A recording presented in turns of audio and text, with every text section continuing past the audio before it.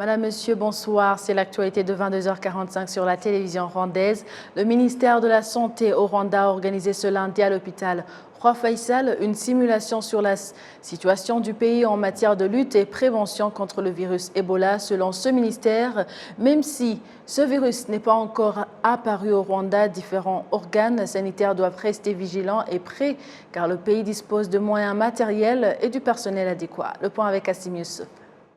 Cet exercice de simulation sanitaire s'est déroulé à l'hôpital Roi Faisal où il a été question d'un patient qui est venu se faire soigner croyant qu'il a été en contact avec le virus Ebola, surtout qu'il est venu de l'Ouganda où le virus Ebola est apparu. Le docteur Immaculé Kambutse de la médecine interne à l'hôpital Roi Faisal indique que cet exercice démontre qu'ils sont prêts à accueillir n'importe qui présenterait des symptômes du virus Ebola. Lors de l'exercice, les résultats des tests effectués ont montré que le patient est positif au virus Ebola et a directement été transféré au centre de Nyamata en district de Bugesera, prévu pour la prise en charge des cas de virus Ebola.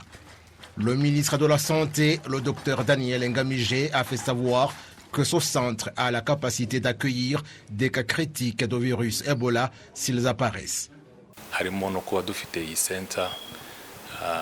Il y a que nous avons ce centre qui est prêt à accueillir les cas critiques d'Ebola. Il est prévu pour accueillir les patients affectés par le virus Ebola dans la ville de Kigali. Nous avons la capacité d'accueillir 30 cas critiques et plus de 80 cas non graves. Tous les équipements sont disponibles et le personnel est en place, tout comme les médicaments et tout ce qui est nécessaire. Le directeur en charge des soins en ce qui concerne la prévention contre le virus Ebola, le docteur Neshimana Menelas, indique que même si le virus Ebola n'est pas encore apparu au Rwanda, le gouvernement s'est déjà préparé à y faire face. Lorsque vous vous préparez, vous ne considérez pas seulement la frontière ni l'intérieur du pays parce qu'une personne peut passer à côté et se retrouver à la consultation à l'hôpital Roi Faisal, à Gihundwe, à la consultation CHUV, ce qui veut dire que les médecins doivent toujours avoir un œil perçant devant toute personne qui passe devant eux, qu'il soit un patient ou un visiteur, dans des moments comme celui-ci où il y a des épidémies. Et lorsqu'il y a une alerte comme celle-là, nous faisons attention. Donc, cela se fait à toutes les frontières et à l'intérieur du pays. Ce dont les médecins ont besoin, comme des habits lorsqu'ils donnent des soins, du matériel, des médicaments et que tout soit rassemblé pour pouvoir intervenir pour un nombre donné.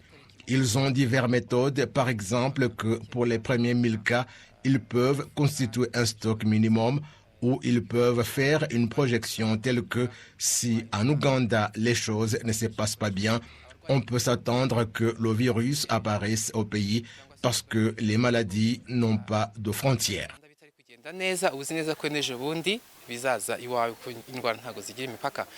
Un peu partout aux frontières du Rwanda avec l'Ouganda où est apparu le virus Ebola et à l'intérieur du pays, des centres appropriés ont été mis en place pour accueillir des personnes en provenance des zones où le virus Ebola est en circulation et sont mises en quarantaine et s'il y a ceux qui présentent des symptômes, ils sont transférés dans d'autres centres pour un suivi de 21 jours. Les médecins au Rwanda indiquent que la pénurie d'ophtalmologues peut être un obstacle au bon service, au bon octroi de services en ce domaine. Le ministère rwandais de la Santé affirme que le fait que le Rwanda ait commencé à former plusieurs spécialistes pour les soins des yeux dans le pays va contribuer à réduire l'écart en médecine dans ce même cadre. Patrick Nilidandi nous fait le point. Arabi a pu faire le tour de la ville de Kigali afin de recueillir les avis et commentaires des citoyens, principalement de personnes souffrant de maladies oculaires très graves.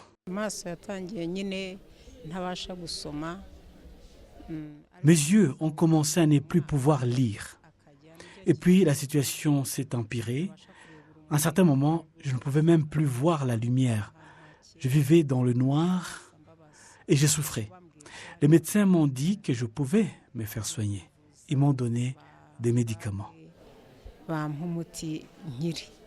Bien que de personnes de plus en plus nombreuses aient besoin des soins oculaires, le nombre d'ophtalmologues est encore faible dans le pays. À titre d'exemple, à l'hôpital de Masaka, c'est en district de Kichukiro, où vivent plus de 540 000 personnes, le service d'ophtalmologie reçoit entre 450 et 500 patients chaque mois, et sur place, il n'y a qu'un seul médecin. Le docteur Anastase Irumu, chef de médecins et représentant des opérations médicales à l'hôpital de Masaka, affirme qu'il n'y a qu'un seul médecin, de sorte que les services ne peuvent être fournis de manière adéquate. Aller au centre de santé, où on peut recevoir jusqu'à au moins 500 patients chaque mois, est une tâche difficile pour les médecins traitants. Cela peut décourager certains patients à se faire soigner ou obtenir des rendez-vous devient de vrais casse-têtes, ce qui conduit à l'aggravation de certains cas. Le président de l'organisation des ophtalmologistes du Rwanda, Dr Francis Mutangana, affirme qu'au Rwanda, il y a peu d'ophtalmologues spécialisés. De médecins spécialistes dans le pays. Maintenant, je peux vous dire que nous ne sommes que 20 médecins qui soignent les yeux dans le pays. Parmi eux, il y a des étrangers, alors que le Rwanda compte environ 40 hôpitaux régionaux. Vous comprenez que ces médecins ne peuvent satisfaire tout le monde dans ces établissements. Au Rwanda, le pays a lancé un projet visant à former des ophtalmologues spécialistes. C'est un projet moderne grâce à la collaboration entre le ministère de la Santé et l'Institut international d'ophtalmologie du Rwanda. Les 4 médecins diplômés de ce programme se disent prêts à contribuer à l'amélioration de la qualité des prestations dans le domaine d'ophtalmologie au Rwanda. Au Rwanda, les maladies oculaires sont classées au 5e rang des maladies qui poussent les patients à consulter. Le ministère de la Santé affirme que l'augmentation du nombre de médecins va de pair avec l'éducation du public sur la façon de prendre soin de leurs yeux. Au cours de la campagne qui a débuté cette semaine et se terminera à la fin du mois prochain, les spécialistes espèrent soigner plus de 1000 patients atteints de maladies chroniques et procéder à certaines opérations de cet organe.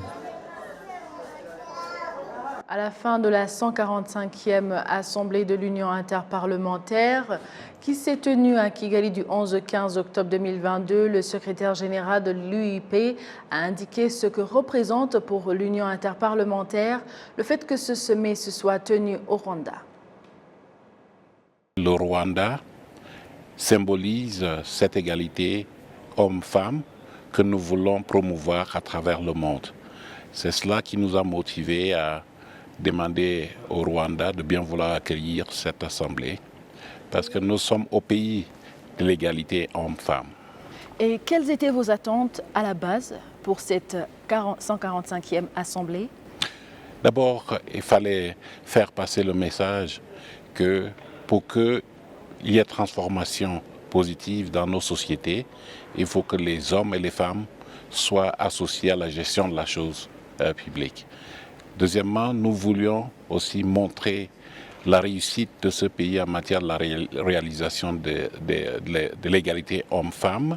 Et je pense que les milliers de participants qui ont assisté à cette assemblée ont pu constater les progrès qui ont été réalisés par ce pays.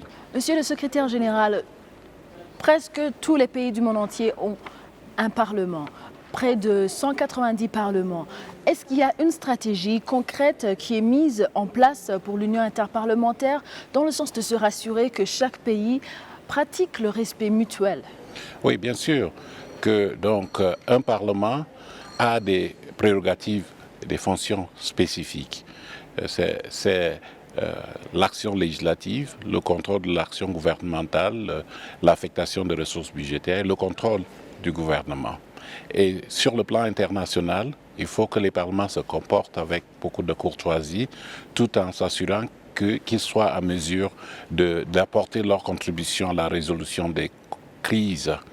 Ça ne sert à rien de provoquer la panique, de tenir des propos discourtois, déplacés, dans les débats qui se déroulent, malgré le fait que certains sujets sont assez brûlant sur le plan international. Donc l'Union interparlementaire a mis en place un cadre de réflexion, de dialogue entre des partis qui peuvent tenir des points de vue différents, mais l'essentiel est qu'on puisse en discuter pour pouvoir trouver une solution à nos problèmes communs. Que devrait-il être fait d'une manière concrète pour que dans un proche avenir, dans les parlements nationaux, il y ait plus de femmes et de jeunes?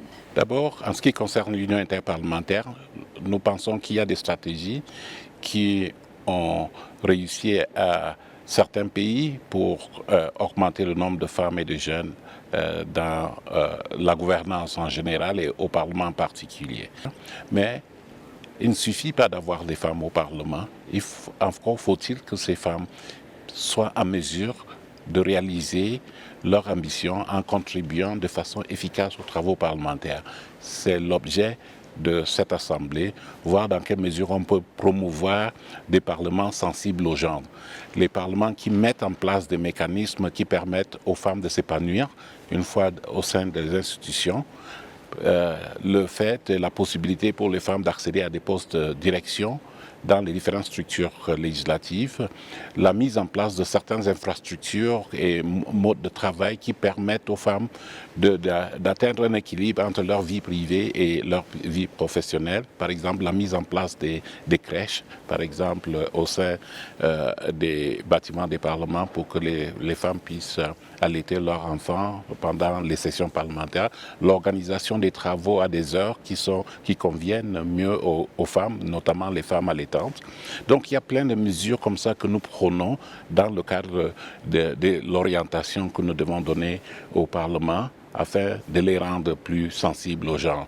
C'est donc d'abord prôner l'égalité homme-femme, mais également doter les parlements d'outils leur permettant de réaliser cette ambition, cet objectif, d'atteindre l'égalité homme-femme.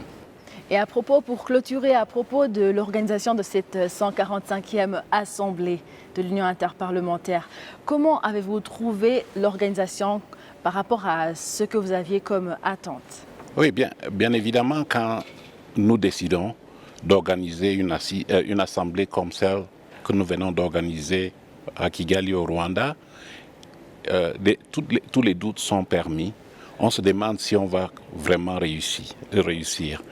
Et quand on voit le professionnalisme, l'expérience des organisateurs du pays hôte, nous pouvons nous sentir satisfaits de ce que nous avons vu ici. L'organisation a été presque parfaite, je viens de le dire, donc aucune œuvre humaine n'est parfaite, mais ici on a constaté que tous les travaux logistiques, organisationnels ont été bien pensés et réalisés. Et je dois louer l'appui, l'assistance de tous les Rwandais au plus haut niveau, le président de la République, son Excellence Paul Kagame, qui a fait montre de son leadership pour la réussite de cette Assemblée. Mais je dois aussi adresser mes remerciements et mes motifs de satisfaction à l'endroit de la direction du Parlement, au personnel du Parlement rwandais, mais également à tous les services qui ont concouru à l'organisation de cette Assemblée. J'ai des échos de la part des participants et le retour est très positif en ce qui concerne l'organisation de cette Assemblée. Et je suis fier en tant qu'Africain qu'un pays africain puisse relever ce défi que vous venez de relever. Merci à vous tous qui étiez au rendez-vous de l'actualité de la télévision rwandaise. Au nom de toute l'équipe qui a réalisé ce bulletin d'information, je vous souhaite de passer une agréable soirée. Vous étiez avec Amandine Dikouma-Sabo. À la prochaine et d'ici là, portez-vous bien.